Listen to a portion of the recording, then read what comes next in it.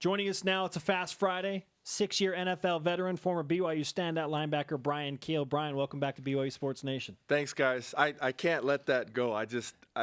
Exactness is so important to me. Taysom is not our best running back.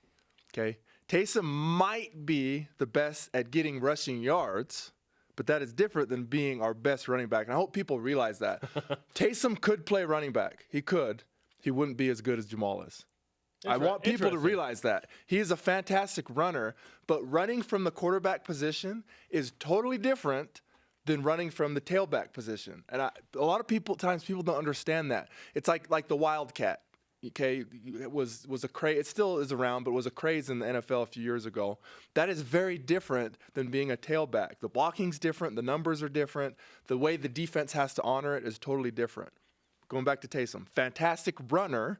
He could be a great running back. He's not better than Jamaal Williams. There you go. There you go. And that leads us right into our fall camp preview breakdown of each position group. So let's start with quarterback. Obviously, Taysom Hill is there. Let's talk about who's behind him and what we've got there, okay? So Tanner Mangum is going to be the number 2. There will be rhetoric like this. Well, there's a competition for the backup. Tanner Mangum's going to be the backup, people, okay? Bo Hodge is in there, Merrill Hodge's son. You got Coy Detmer Jr., you got McCoy Hill. So you got a couple of guys in there, but a lot of youth for sure. BYU. What do you think of the backups for BYU? I haven't seen any of them in live action or anything. So I'm actually excited to watch some practices and see what's there. So I'll reserve any of my judgment because it wouldn't be accurate as it is. But I look forward to. I mean, there's good names, so that's good. I don't know what any of them are capable of, so I'm going to go watch when fall camp starts and see what we got there and see what we can hope for. But I agree with you. Yeah, I think most likely Tanner's the guy. To nobody's surprise, in Taysom we trust. Yeah. That is the whole sentiment. season hinges on his knee brace. I have a voodoo doll at home that's in a glass case that's protected. No.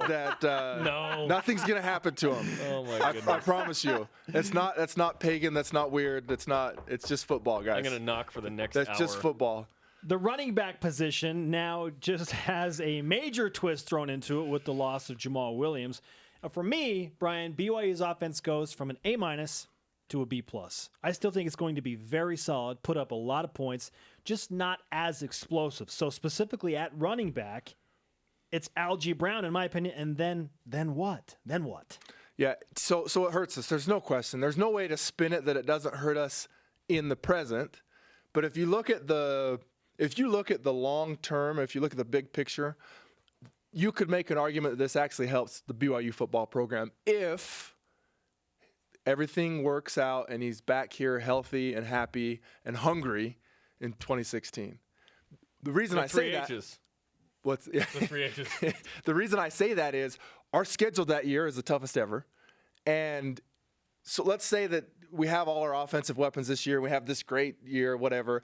That's tough to replace next year going into that tough schedule. So it helps to have this great arsenal that we can pull out of our back pocket, hopefully, next year. So that helps us. Is the group good enough this year with Taysom? So we're hurt. There's no question it hurts us this year, but we're still good enough. Those other running backs are capable, and so we lose some firepower. We lose some emotion. And that'll probably be the hardest part to replace. Not the yardage that he would have given us, but just the fire and ice, man. That's a great point because I remember in the Boise State game, I don't think BYU got a first down in the first quarter. And Jamaal Williams got ripped off like a 12-yard run or something in the second quarter. And then he scored a touchdown. And there was so much energy there, and it really lifted the team up. You're right. That's an underrated part of his game. Immeasurable, and it's something that he brings to the table that kind of gets overlooked. And especially in our offense, we have a scheme offense. It's a scheme. It's a gimmicky scheme offense, no question about it. And so, good or bad, whatever your view is on that, it is what it is. Running backs in that type of offense, they're going to get their yardage. Jamal's obviously a fantastic running back. So what I'm saying is I think our guys will still get good yardage. Will they get as much as we would have? I don't know.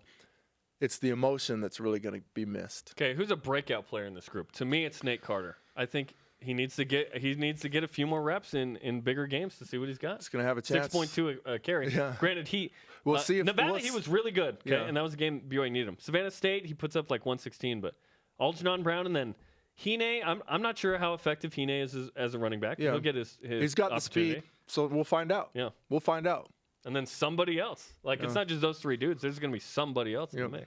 Looking at the wide receiver group, I think now, with the loss of Jamaal Williams and the running back group, for sure, this is for sure the strongest group on the offense. Yeah. Maybe Garrett Tujay has a serious issue with that and will come at me hard about the offensive line. I don't know. But you look at the wide receiver group, Mitch Matthews, Nick Kurtz, Taron Houck, Juergens, Colby Pearson, Blackman. Devon Blackman. You throw in all those guys. Kurt Henderson. I just listed off 7 names right there. Who is the standout in that group, and who is the breakout player? Who's the guy that's going to surprise you, Brian? The standout in that group. I mean, it's hard to go against Mitch. I mean, he's established. He's effective. He's going to be a senior. He's got the relationship with Taysom. Yeah. I don't know about predictions. You know, he doesn't have the most potential of everybody in that group. Who does? Man, I don't know. What do you think of Kurtz? I like Kurtz. I think Nick Kurtz could. Yesterday, Brian Logan said, I think he'll lead the team in receiving, in catches and yards. That wouldn't surprise me. Yeah. I like him.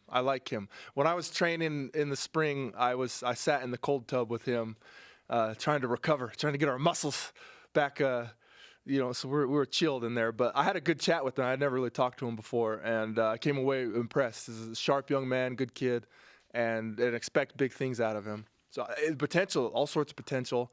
But yeah, our receiving core is fantastic. Someone asked me at the gym yesterday, right when this news came out. I was sitting there on the bike, reading my phone, reading about this news, and some BYU fan came up. It was completely just, dejected and sullen and sad. And I told him, I said, hey, you know what? I said, it sucks for us now, but here's the thing. It helps us next year if he can come back, those 3 H's. But, hey, let's just throw the ball more this year. We're BYU. Let's just throw the ball more this year. That helps us now, and that helps Taysom. So let's just do that. Easy solution. Do you think that will happen? I don't know. But I'm with you. I think they're good receivers. I think Taysom's an underrated passer. Yeah. He was at 67% before the injury last year. Let's do it. He's underrated, and he's under-tapped, if you will. He's got potential that is just unmined, and let's explore it. Let's see what's there. I don't have a vote with the coaches over there. They don't really care what I say. But if I did have a vote, you could text Dr. But if Bob. I did have a vote, hey, let's pass it. Let's throw it more. let's do it. Let's do this like Sports Illustrated. 86% of former BYU players say pass the ball more in the upcoming season. Yes. Well, that comes down to the offensive line and protecting Taysom Hill, which was an issue last year. Which is our next position group. Was an issue last year. Garrett Tujay is super high on guys like Kyle Johnson and T-John Caroma for good reason. He's a freshman All-American returning. Yeah. What is the status of the offensive line right now? I think it looks way better than last year. Please don't get injured, players. Yeah. But I think that the offensive line should show marked improvement. What do you think? I hope they will. And again, I haven't seen. I went to a few spring practices, but I've said this before, and you know what? If there's offensive linemen listening, there probably aren't, but if they are, I'm going to call you out right now. We need better play from you, okay? In looking at the team the last couple years and contrasting that to the teams I was fortunate enough to play on, the biggest difference is the offensive line. And I looked at those guys last year, and I thought about the guys that I played with, and I said, man, I don't know if one of those kids would have saw the field if they played when I was here, because we had good guys. Wow. It's a bold statement. And again, hey, if you're an offensive lineman at BYU and you just heard me say that, prove me wrong. Prove me wrong. Be dominant this year. Going back to passing, the biggest thing that they lacked last year is not play action pass blocking, but drop back pass blocking. That's where they had a weakness. That's where Taysom was running for his life. He had no time, and it really hurt you. That's an important part of BYU's offense. There's a lot of experience there. Hopefully they can make the leap. Only one senior on that offensive line, Riker Matthews. Who's healthy? Who is finally healthy. Okay, and that's, for me, that's just stay healthy. It's tough to do in the trenches.